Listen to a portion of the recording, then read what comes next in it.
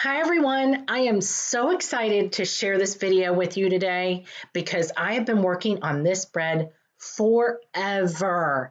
I think it's been at least 6 months or more, but I have finally perfected it. This is gluten-free brioche bread. It is the softest, butteriest loaf you will ever have, and it is so easy, you guys. Even my dogs are excited to share this with you. So let's get started. I'm doing something a little bit different than I normally do, and I am pre-proofing my yeast. Usually I use instant yeast, and I'm still using instant yeast, but this time I'm going to proof it first in some warm milk with about a teaspoon or so of the sugar in my recipe added to it, just to give it a jump start. And I feel that this works the best with this particular dough. So we'll start with my bread flour blend and some granulated sugar, some whole psyllium husk, or there's a alternative for using psyllium husk powder in my recipe. And then we have baking powder and salt. And we're going to whisk this together just until combined. And of course, as always, the recipe ingredients and the amounts will be listed in the link in the description box below. You will always find the link for the recipe in the description box. So once you have this combined, go ahead and put it on your mixer. Now, I am using the dough hook right now. You can also use the paddle attachment. It really doesn't matter. It's so versatile. And I apologize for my dogs constantly barking in the background. It's really quiet here because I'm trying to record and they just hear every little noise, so they want to bark at every little thing. Anyway, I am adding butter, lots of it, to the flour mixture first, to the dry ingredients first, because I feel this incorporates a little better than adding the wet ingredients and then adding the butter. You can also melt the butter if you'd rather, if you don't want to deal with softened butter or wait for your butter to soften. This is such a versatile, there's such a versatile way of making this dough. You really can't screw it up. So once the butter gets broken up a little bit in there, we're going to add 1 whole egg and 6 egg yolks. That's right, 6 egg yolks. This is rich, y'all. This is brioche. So there's no skimping on rich, buttery, fatty deliciousness in this recipe. So now we'll check our yeast, and it has bloomed, plenty of bubbles. So we can go ahead and add that with the milk to the rest of the dough ingredients and combine it. Add it slow if you're using, especially if you're using the dough hook, because it takes a little longer to come together. But after several minutes of mixing, about 5 minutes, it gets nice and stretchy and thin like this. And we're going to cover this and place it in the fridge overnight. No, we're going to do like a cold bulk ferment. The next day, we knead the dough. It is a very, very soft dough, even when it's cold. So just be aware of that. It's a little bit sticky. Add more flour as necessary. Knead it until smooth. And here's making the loaf. We just knead it until smooth, shape it a little bit like a loaf, and put it right into a greased 8.5 by 4-inch pan, which is the smaller, like 1 pound loaf. Spray it because it is sticky and cover it with plastic wrap. And what I like to do is tuck the plastic wrap in, because if I pull it tight across the top, it will inhibit its growth on top. And we want it to surpass the top of the loaf pan.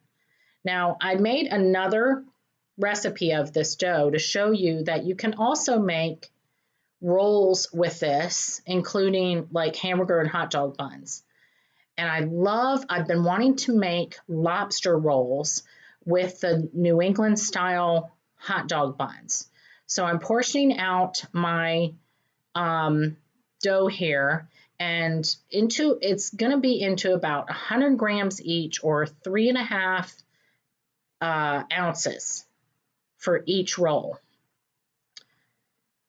And once I have all of these portioned out into equal sized pieces, I'm going to roll them into hot dog shapes.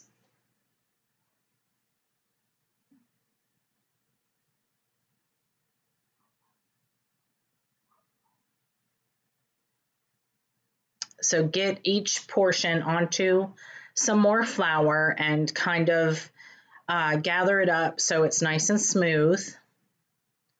And then just make it into like a cylinder shape and roll it on the unfloured part of your counter,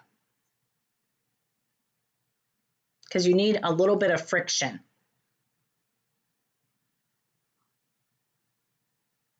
And pinch the edges to seal where necessary.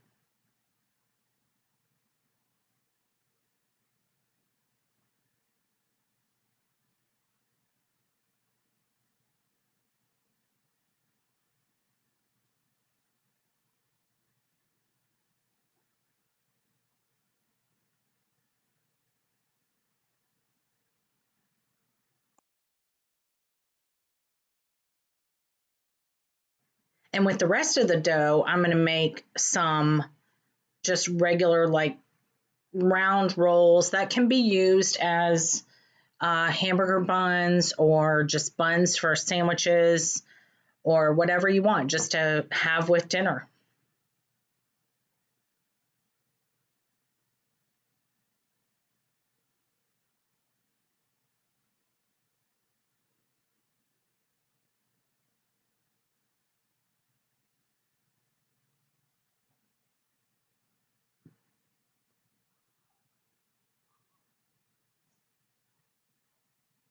Now, I don't have a hot dog pan, and maybe I should have got one, but I kind of use this makeshift little pan here where I put a piece of heavy duty foil in between a quarter sheet pan, and there's my hot dog pan. And on the other side, I have my hamburger buns. So we'll cover these as well loosely, let them rise until doubled in size. And meanwhile, here's our bread. Look at how much this has risen. It's the egg yolks. I'm telling you, when I added the egg yolks, it was a whole different ball game. So we'll brush this with an egg wash, which is just my usual 1 egg, a little bit of salt, and a little bit like a tablespoon of water. So in the meanwhile, while that's baking, my hot dog and hamburger buns have already baked, and they look glorious, nice and risen. Well, they're super soft, and I'm going to gild the lily just a little bit by brushing some melted butter on top of these buns, because they are brioche, people, so we got to have as much butter as possible. Now here's this loaf of bread. This is a trick I learned. Instead of checking temperature, put a knife through to the bottom, and if it comes out clean or almost clean, it is done. If it's got a lot of gooiness on it, it's not done yet. Put it back in the oven for another 5 minutes. We're brushing this with butter as well because it's brioche. Then we'll let these cool in the pans, and I want to show you, here are the buns. The hamburger buns, they're squishy and soft, just like a regular hamburger bun should be. And look at these hot dog buns. I specifically put them so close together so they would tear apart like this, and they'd have these tall sides that would be just like a New England style hot dog bun, that now I can toast the sides of them, split open the top, and hopefully, cross your fingers, make some excellent lobster rolls. That will be a future post. I'll keep you posted. But here, my favorite, the loaf. My dogs get so excited for this bread. I don't know what it is, but look at this. Look at this bread. It is unbelievable, you guys. You can see how soft it is. You don't even need anything on it. You can eat it just plain like this. My son, who is not gluten-free, came in the kitchen, took a bite of this, and was just shocked that it was not gluten-free. It tears just like it should. So good, you guys. Let them eat gluten-free cake. That's what I'm talking about.